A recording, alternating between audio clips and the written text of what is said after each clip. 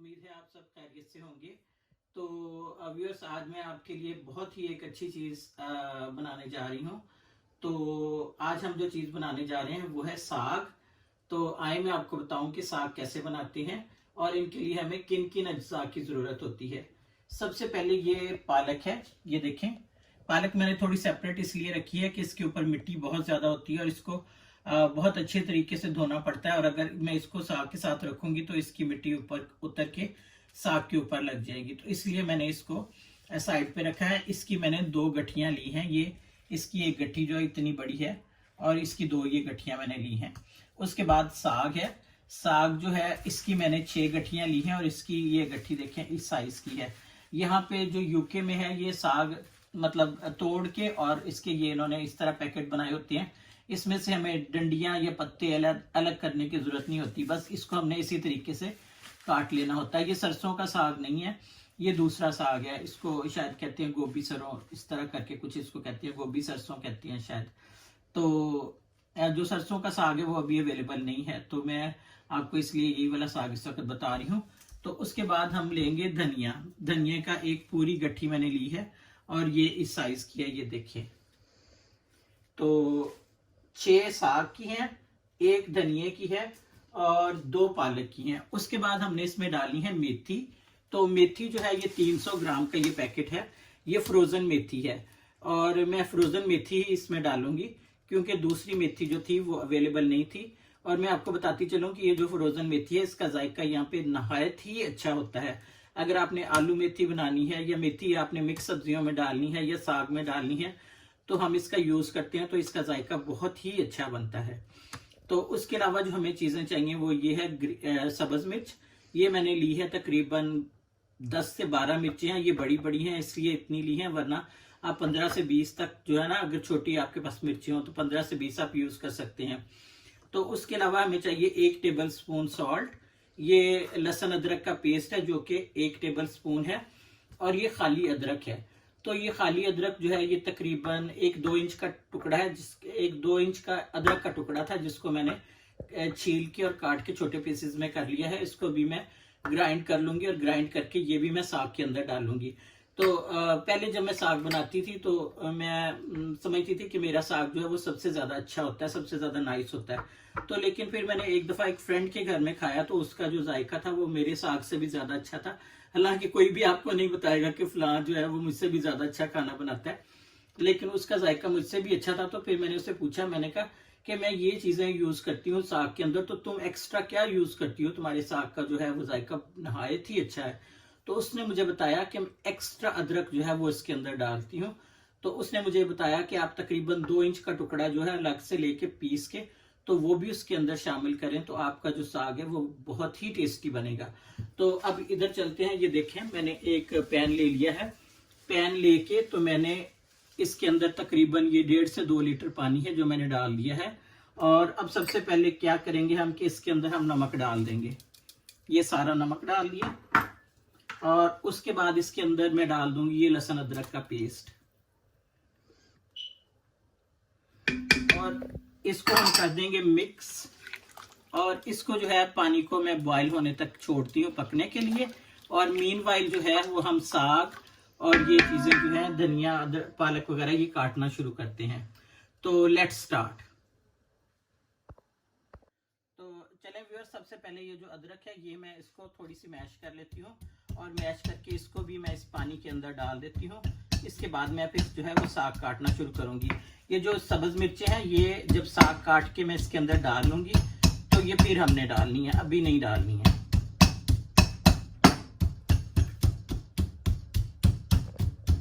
तो ये देखें, ये जो हमारा अदरक है ये मैंने इसको मैश कर लिया है सारा। और ये तकरीबन जब मैश हो के तो 1 टेबल स्पून ही ये बना है। तो आप अगर डालें तो अंदाज़ा कर लें कि 1 टेबल स्पून आपने अदरक जो है वो इसके अंदर डालनी है एक्स्ट्रा। तो ये भी हम इसी वक्त इसके अंदर जो है पानी के अंदर ये शामिल कर देते हैं।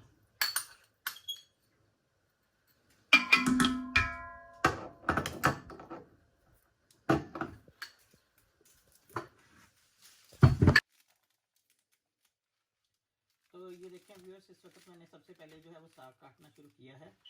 तो ये आपने बिल्कुल इसको बारीक बारीक काटना। अगर आप थोड़ा मोटा भी काटेंगे तो उसमें कोई फ़र्क नहीं पड़ता, क्योंकि मैं जो है इसको बाद में जो हैंड ब्लेंडर है उसके साथ मैं इसको साग को मैश करती हूँ। तो अगर थोड़ा ये मोटा भी हो तो ये उसके साथ बिल्कुल आराम से जो है वो मैश हो जाता है और बारीक बारीक हो जाता है बिल्कुल।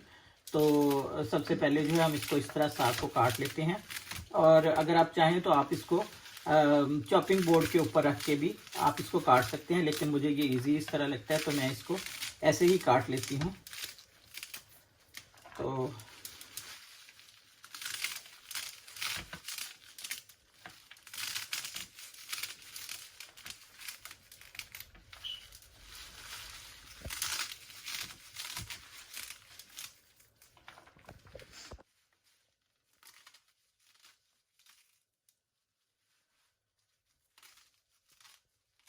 तो मैं जो है वो आपको चॉपिंग बोर्ड पे भी काट के दिखा देती हूँ कि चॉपिंग बोर्ड पे आपने कैसे करना है।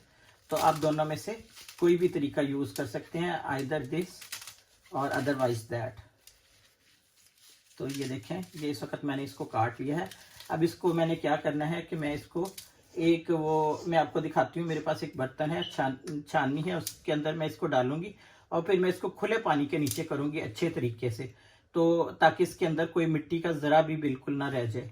तो उसको धोने के बाद अच्छी तरह जब मुझे ये हो जाएगा कि ये बिल्कुल साफ़ हो गया, तो फिर मैं इसको जो है वो इसको पतीली के अंदर साथ ही डाल दूंगी। ये नहीं हमने करना कि हमने इकट्ठे करते रहना और हमने एंड पे डालना है, साथ साथ हमने काटते जाना और साथ साथ ही हमने जो है ना वो साग के अंदर डालते जाना है। तो ये देखिए मैंने इसको इसके अंदर डाल लिया है। इसके ऊपर मैं खुला पानी डालूंगी और इसको धोऊंगी, ताकि अगर कोई मिट्टी होगी भी तो वो इन खानों के अंदर से बाहर निकल जाएगी। तो अब मैं इसको वॉश कर लेती हूँ और फिर मैं आपको दिखाती हूँ। आ गया, ये मैंने धो लिया इस वक्त। ये देखिए बिल्कुल साफ हो गया है और इसको जो है मैं इस वक्त इसके अंदर शामिल कर देती हूँ ये।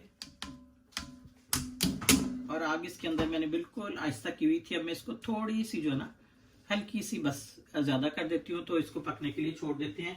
तो अब नेक्स्ट जो है ये हम पालक काटते हैं। तो पालक मैं आपको बताती हूँ कि पालक आपने कैसे काटनी है। ये देखिए इसके ऊपर जो है ये मिट्टी बहुत ज़्यादा है, तो इसके जो मैं ये पिछले हिस्से हैं ये मैं इसको अलहदा कर देती हूँ बिल्कुल इस तरीके से। और उसके बाद इसको जो है मैं बिन के अंदर डाल देती हूँ और फिर जो बाकी साग है, बाकी पालक है, वो मैं आपको बताती हूँ कैसे काटनी है। बाकी भी हमने जो है ये पालक जैसे हमने साग काटा था बिल्कुल इसी तरीके से हमने इसको काट लेना है, बिल्कुल वैसे ही छोटे छोटे पीसेज में। आपको मैं बताती चलूँ कि ये बड़े या छोटे पीस से फ़र्क नहीं पड़ेगा, क्योंकि हमने इसको ग्राइंड करना है। थोड़े बड़े होंगे या थोड़े छोटे होंगे तो कोई मसला नहीं है उसका। और आपने जो ये वीडियो है ये एंड तक देखनी है, क्योंकि इसमें मैं आपको इसके बाद ये भी बताने जा रही हूँ कि मकई की रोटी कैसे बनाते हैं। आज हम साग पकाने के बाद जो है वो मकई की रोटी बना रहे हैं, तो आपने प्लीज़ ये वीडियो पूरी देखनी है। तो व्यूअर्स ये देखें, ये जो मैंने पालक अभी काटी है इसको मैंने ये गहरे बर्तन में फुल पानी भर के उसके अंदर डाल दिया है। अब इससे ये होगा कि जो पालक है ये ऊपर आ जाएगी और जो मिट्टी है वो नीचे बैठ जाएगी। लेकिन इसको मैं यहीं पे ख़त्म नहीं करूँगी, इसको इसके बाद जो है मैं दोबारा से बास्केट में डालूंगी और बास्केट में डाल के इसको दोबारा से फिर धोऊंगी। तो इस तरह से ये जो है कोई चांस नहीं रहेगा कि मिट्टी जो है वो हमारे साग के अंदर चली जाए, और ये जो साग है हमारा बिल्कुल नीट क्लीन हो जाएगा और उसके बाद ये जो है ये उसमें पतीली के अंदर जाएगा। तो ये देखें, इसको अभी मैंने पतीली से निकाल के तो बास्केट में डाल लिया और इसको अच्छी तरह से धो लिया है। और अब इसका पानी जो है ये नुचड़ जाएगा, तो इसको मैं अब उठा के तो अब मैं इसको पतीली के अंदर डालती हूँ। तो व्यूअर्स ये देखें, जो हमने साग ऑलरेडी डाला था ये पक रहा है और इसके अंदर जो है अब हम पालक शामिल कर देते हैं। ये धुल चुकी हुई है और बिल्कुल साफ़ हो चुकी हुई है।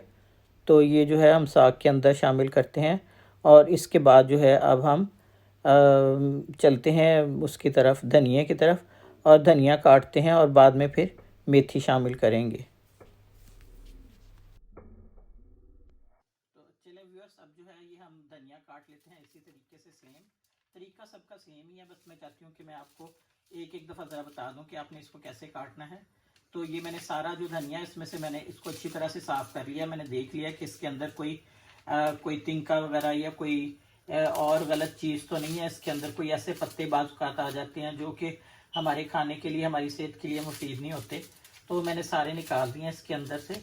और अब जो है हम इसको इस तरह बारीक काट लेते हैं और काट के फिर इसको भी, ये थोड़ा मोटा भी होगा तो कोई फ़र्क नहीं पड़ता क्योंकि ये बहुत जल्दी गल जाता है। तो इसको हम काट के तो साग के अंदर जो है धो के शामिल कर देंगे।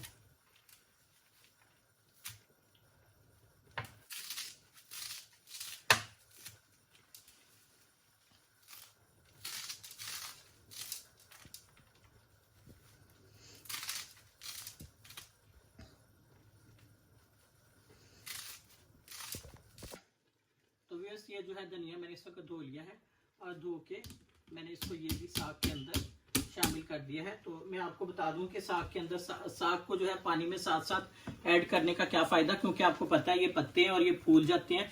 अगर मैं इकट्ठा डालूंगी ये तो फूल के बहुत ऊपर तक आ जाएंगे।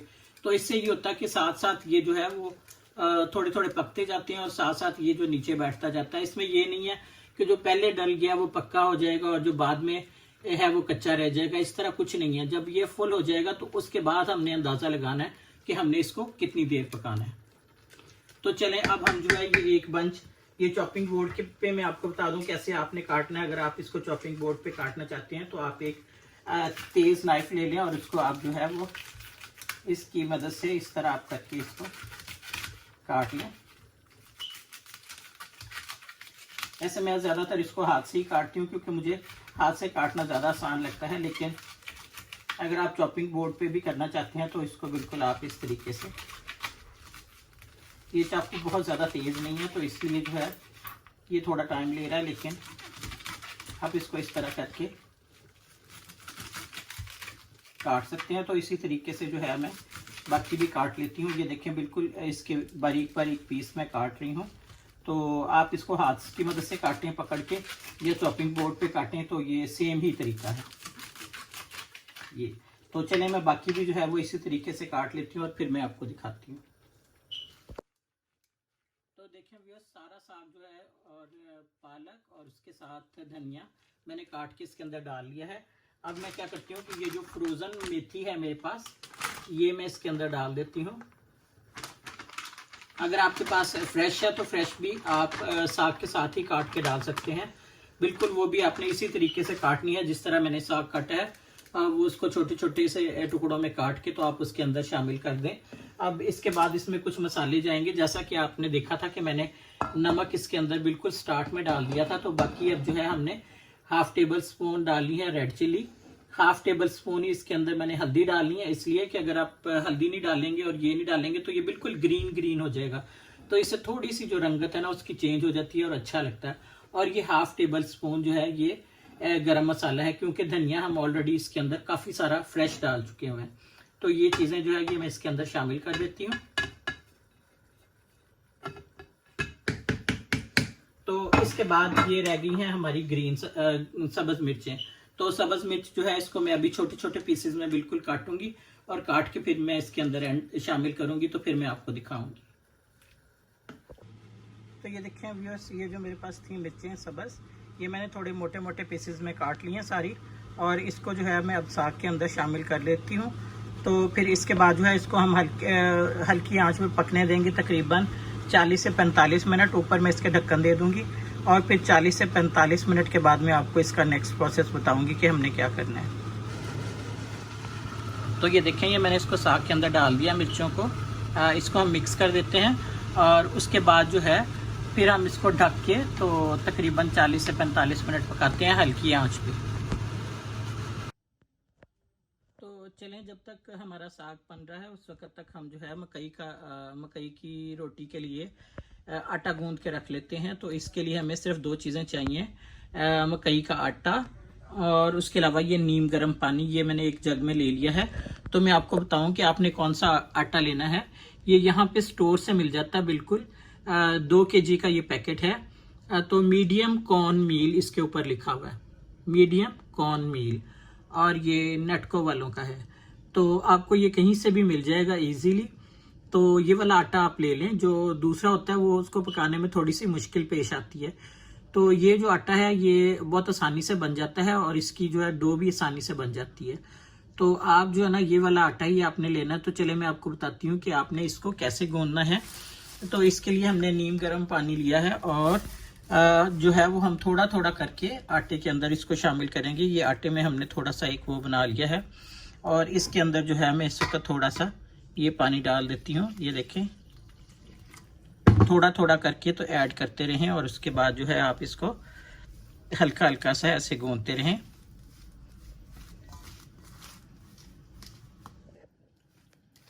तो ये देखिए मैंने इसमें थोड़ा सा भी और पानी शामिल किया है। तो ये पहले आपने सारा इस तरह करके इसको अच्छी तरीके से कर लेना है। और अब इसके अंदर हम जो है थोड़ा सा पानी जो है वो और ऐड कर लेते हैं। ये देखें, बिल्कुल थोड़ा सा, और इसको मिक्स करते हैं। तो ये देखें व्यूअर्स, इस वक्त जो है ये इसको मैंने इसकी अब हम डो तैयार कर लेते हैं। ये मैंने इसको भिगो लिया अच्छे तरीके से। ये बिल्कुल इस तरह का, ये देखें इस तरह का ये होना चाहिए। तो अब हम इसको इकट्ठा करते हैं एक जगह पे, ये सारा इस तरह करके हमने इसको बिल्कुल ऐसे जो है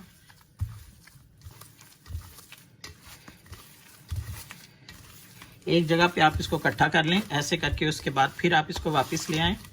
लाने के बाद जो है वो फिर आप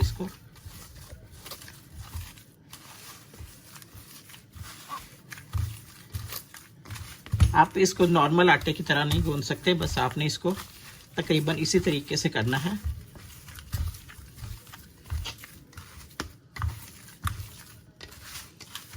अब हम इसको फिर इस साइड पे ले आते हैं सारा आटा और फिर इसको बिल्कुल ऐसे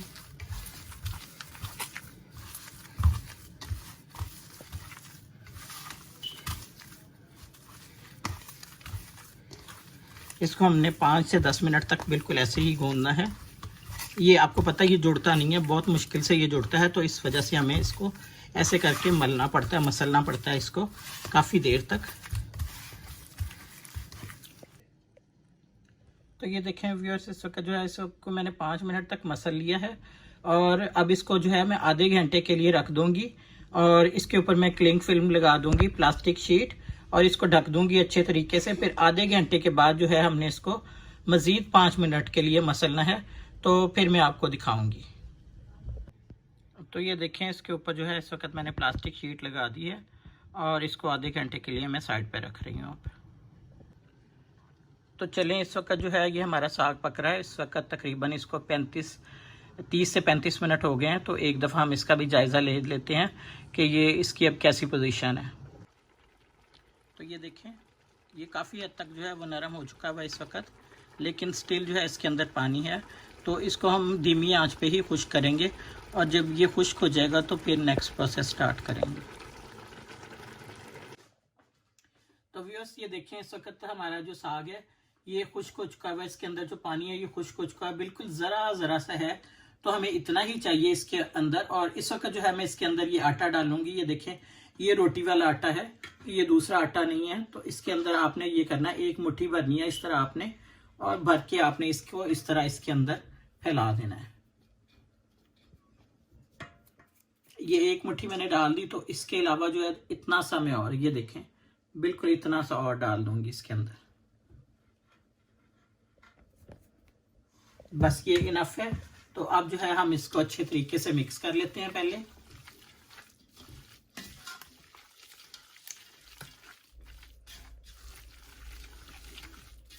एक चीज मैं आपको बताती चलूं कि जब तक हम ये साग के अंदर जो है आटा नहीं डालते हैं तो साग का जो टेस्ट है वो कभी भी अच्छा नहीं बनता। तो हमेशा जब भी आप साग बनाएं तो आटा जरूर डालें उसके अंदर। देखें, इस वक्त मेरे पास ये हैंड ब्लेंडर है। तो इसकी मदद से जो है ना मैं इस वक्त साग को, ये मैं इसको चूल्हे से इस दूसरी तरफ कर लेती हूँ। अब इसके अंदर आग नहीं जल रही।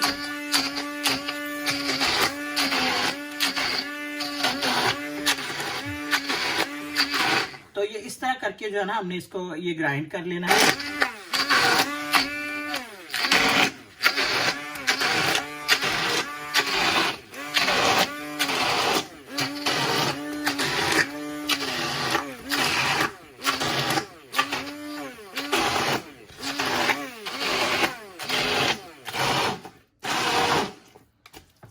पहले जब पुराने वक्तों में साग बनाया जाता था तो उस वक्त चूंकि ये चीज़ अवेलेबल नहीं थी, तो उस वक्त वो होती थी एक मदानी टाइप चीज़ होती थी, तो उससे जो थे ना वो इसको साग को घोटा करते थे काफ़ी देर। लेकिन अब चूंकि साइंस ने और इलेक्ट्रॉनिक ने बड़ी तरक्की कर ली है तो ये चीज़ें अवेलेबल है और इट्स वेरी इजी टू जो साग है ना इसको आप इस तरह ग्राइंड करें।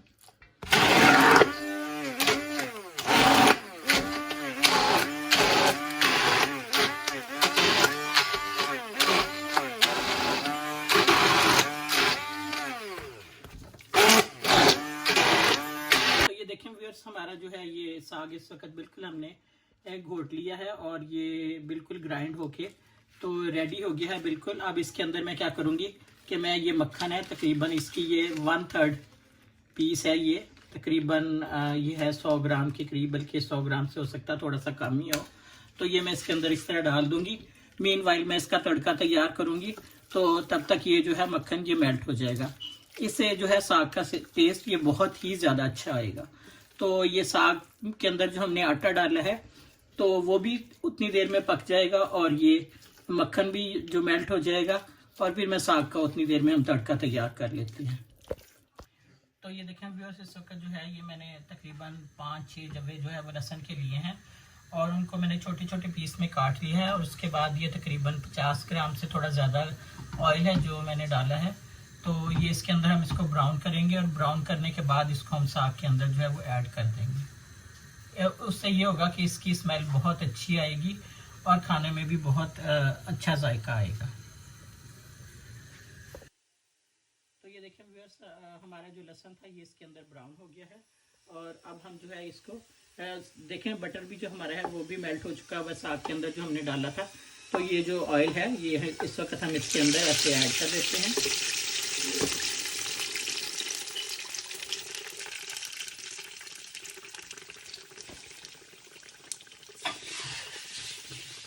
तो अब ऐड करने के बाद जो है हम इसको 2 से 3 मिनट के लिए और पकाएंगे और इसके बाद जो है वो हम इसकी साग की नीचे से आग जो है वो बंद कर देंगे और ये बिल्कुल हमारा जो है ये रेडी हो गया है। सिर्फ 2 से 3 मिनट हमने इसको पकाना है, तो ये साग हमारा रेडी है। तो इसके साथ ही हम जो है अब मकई की रोटी जो मैंने आपको बताई थी वो पकाना शुरू करते हैं। तो जब तक इसकी आग जलती रहेगी साथ ही मैं जो हूँ वो मकई की रोटी पकाना शुरू करती हूँ। तो चलिए मैं आपको बताती हूँ कि वो कैसे बनानी है। तो ये देखें व्यूअर्स, इस वक्त जो हमारा आटा है इसको किए हुए जो बनाए हुए इसकी डो बनाए हुए मुझे आधे घंटे से ज़्यादा हो गया है।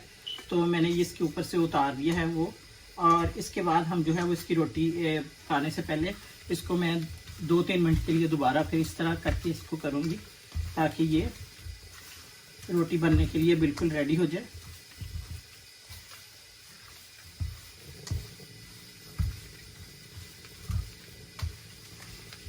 इसकी रोटी बनाना बहुत ही मुश्किल होता है, बिल्कुल भी आसान नहीं होता। और ये मैं बिल्कुल खालिस आटे की रोटी बना रही हूँ, मैं इसके अंदर जो है वो गंदम का आटा मिक्स नहीं कर रही। तो इसलिए थोड़ा सा जो है अगर ये टूट भी जाएगी तो प्लीज़ थोड़ा सा बर्दाश्त कर लीजिएगा। तो व्यूअर्स, इस वक्त जो हमारा साग है ये बिल्कुल रेडी हो गया है। तो इसके नीचे आग जो है ये मैं बंद कर रही हूँ। तो अब चलें ये शुरू करते हैं मकई की रोटी का। ये मैंने इसका पेड़ा बना लिया, देखें ये आराम से नहीं बनता है, लेकिन इसको आपने बिल्कुल इस तरह करके थोड़ा इस तरह करके आपने इसको आराम से बनाना है। तो अब इसके अंदर कोई जोड़ नहीं रह गया, ये जो है ये जुड़ गया है। तो मैं इसको आपको बताती हूँ कि रोटी कैसे बनानी है। ये मैंने एक पेपर लिया है, लेके इसके ऊपर मैंने जो है थोड़ा सा मैंने घी लगा लिया है। तो इसको इसके ऊपर ही मैं इसको फैलाऊंगी रोटी को अच्छे तरीके से आहिस्ता आहिस्ता करके।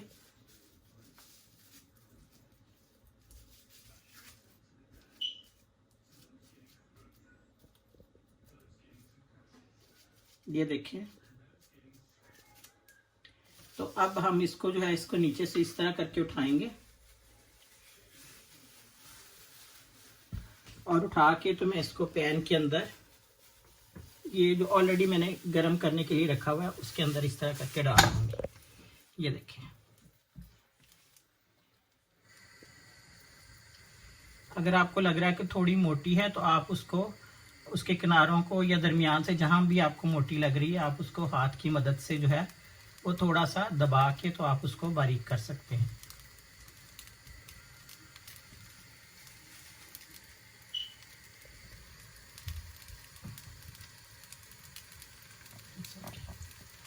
तो इसकी अब हमने जो है वो साइड चेंज करनी है।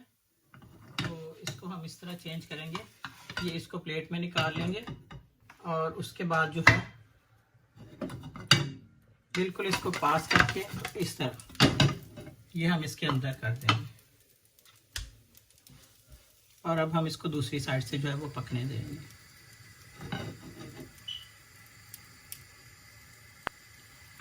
तो ये देखें व्यूअर्स, इसकी जो हमने साइड चेंज करनी है ना, बिल्कुल आपने इस तरह करनी है कि आप प्लेट को बिल्कुल इसके नज़दीक ले आएं और ला के आप इस तरह इसके अंदर से निकाल लें। उसके बाद आपने जब दोबारा इसकी साइड चेंज करनी है ना, तो आपने ये कोशिश करनी है कि ये जो आपका पैन है इसको थोड़ा सा तिरछा कर ले और ये प्लेट को भी थोड़ा सा तिरछा कर ले और ऐसे। और ये देखें इसकी साइड जो है ये चेंज हो गई है और ये टूटी नहीं है। तो इसके बाद थोड़ा सा घी जो है आप इस साइड पे लगा लें और फिर इसी तरह बस अब ये दूसरी साइड से होगा तो ये तैयार हो जाएगी। ये इस तरह नहीं है कि ये जहाँ से आपको इस तरह येलो येलो नज़र आ रही है ये कच्ची है, ये कच्ची नहीं है, ये पक चुकी हुई है।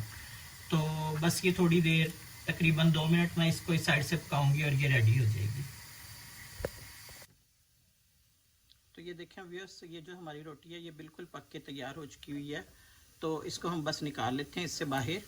तो ये आपने सीधा इसको प्लेट के पास लेके आना है और ला के तो आपने इस तरह करके ये प्लेट के अंदर रख देनी है। ये देखें कितनी अच्छी रोटी बनी है और कितनी क्रिस्पी है ये। तो चलें मैं प्लेटिंग करती हूँ और फिर मैं आपको दिखाती हूँ। तो ये देखें व्यूअर्स, इस वक्त जो हमारा साग है और हमारी मकई की रोटियां हैं ये बनके तैयार हो चुकी हुई हैं। मैंने ये 2 रोटियां बनाई हैं और उसके साथ ये साग और मक्खन साथ में। तो देखें ये बिल्कुल अब जब मैं खाऊंगी तो गांव वाली रोटी और साग और मक्खन का टेस्ट आएगा बिल्कुल। तो अगर आपको प्लीज़ ये मेरी वीडियो और ये मेरी रेसिपी पसंद आई है तो आप इसको लाइक करें, शेयर करें और मेरे चैनल को सब्सक्राइब करें। मिलते हैं नई वीडियो के साथ, तब तक अल्लाह हाफिज़।